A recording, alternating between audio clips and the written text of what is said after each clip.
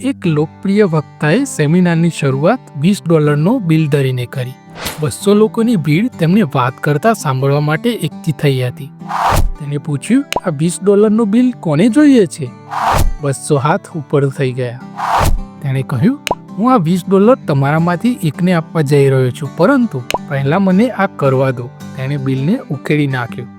પછી તેણે પૂછ્યું, હજુ પણ કોને તે જોઈએ છે? બધા 200 હાથ હજુ પણ ઉપર હતા. ઠીક છે, તેણે જવાબ આપ્યો, હું આ શું કરું છું? પછી તેણે બિલને જમીન પર નાખ્યું અને તેના પર પગ મૂક્યો. તેણે તેને ઉપાડ્યું અને બિલને બતાવી. બિલ બધું ઉખેડવામાં આવ્યું અને ગંદુ હતું.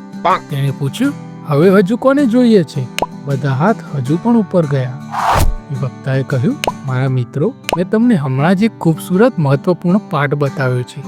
મેં પૈસા સાથે જે પણ કર્યું તમે હજુ પણ તેને ઈચ્છતા હતા, કારણ કે તેની કિંમત ઘટી નથી. તે હજુ પણ $20ની કિંમતનું હતું. ઘણીવાર આપણા જીવનમાં જીવન આપણને ઉકેલી નાખે છે, આપણને ધૂળમાં પીસે છે. આપણે ખરાબ નિર્ણય લઈએ છીએ અથવા ખરાબ પરિસ્થિતિનો સામનો કરીએ છીએ. આપણને લાગે છે કે આપણે કોઈ કામના નથી, પરંતુ જે પણ થયું હોય અથવા જે થશે તે બધું હોવા છતાં તમે ક્યારેય તમારી કિંમત ગુમાવશો નહીં. તમે ખાસ છો, ક્યારેય તેને ભૂલશો નહીં. તો મિત્રો, આ નાની વાર્તા એ કહે છે કે આપણી કિંમત આપણા જીવનમાં બનતી ઘટનાઓથી નક્કી થતી હોય છે. આપણે બધા ખાસ છીએ અને આપણે પોતાની અનોખી ક્ષમતાઓ અને ગુણો ધરાવીએ છીએ. આપણે આપણી કિંમત ક્યારેય ભૂલવી ના જોઈએ, પછી ભલે જે કંઈ થયું હોય.